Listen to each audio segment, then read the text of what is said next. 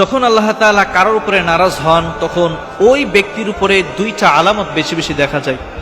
যখন এই দুইটা আলামত আপনার ভিতরে থাকবেন আপনি বুঝে নেবেন আল্লাহ তাআলা আপনার উপরে নারাজ। কিংবা আপনি যদি কারোর ভিতরে দেখেন যে এই দুইটা আলামত, আপনি বুঝে নেবেন যে ওই ব্যক্তির উপরে আল্লাহ তাআলা অসন্তুষ্ট আছে।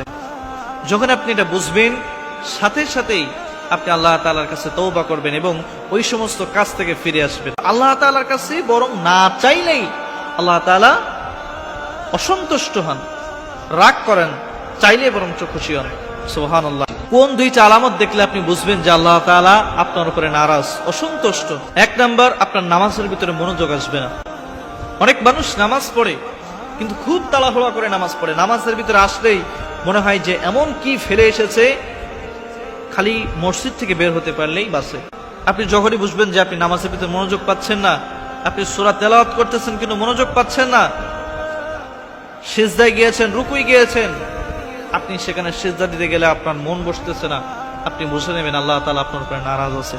দুই নম্বরে, আপনি লক্ষ লক্ষ টাকা ইনকাম করতেছেন, আপনি যেই টাকা ইনকাম করতেছেন এটা আপনার সংসার চালানোর জন্য যথেষ্ট, বরং আরো বেশি, কিন্তু তারপর আপনি সংসার চালাইতে পারতেছেন না, কোন পাশ থেকে যে খরচ হয়েছে আপনিও বুঝতে পারতেছেন না। তখন আপনি বুঝবেন যে আল্লাহ তাআলা আপনার উপরে নারাজ আছে, কারণ আপনার রিজিকের ভিতরে আল্লাহ তাআলা বরকত উঠিয়ে নিয়েছে। আপনার রিজিকের ভিতর থেকে যখন আল্লাহ তাআলা বরকত উঠিয়ে নিবে তখন আপনি বুঝবেন যে আল্লাহ তাআলা আপনার নারাজ আছে। অনেক মানুষ আছে যারা মাসে 70,000 80,000 টাকা ইনকাম করে, যারা এই 70-80,000 টাকা ইনকাম করা, এটা সে যদি সমস্ত আত্মীয়স্বজন নিয়েও তারা যদি বসবাস করে তারপরেও এই টাকা তাদের কাছে অনেক, কিন্তু তারা দুইজন থাকে বা ছোট্ট একটা ছেলে মেয়ে আছে, তারপরেও এই 70-80,000 টাকা তাদের কাছে কিছুই না, মাস শেষে আবার ঋণ করা লাগে। তখন আপনি বুঝবেন যে আল্লাহ তাআলা আপনার এই ইনকামের ভিতর থেকে বরকত উঠিয়ে নিয়েছে, আল্লাহ তাআলা আপনার উপরে নারাজ আছেন।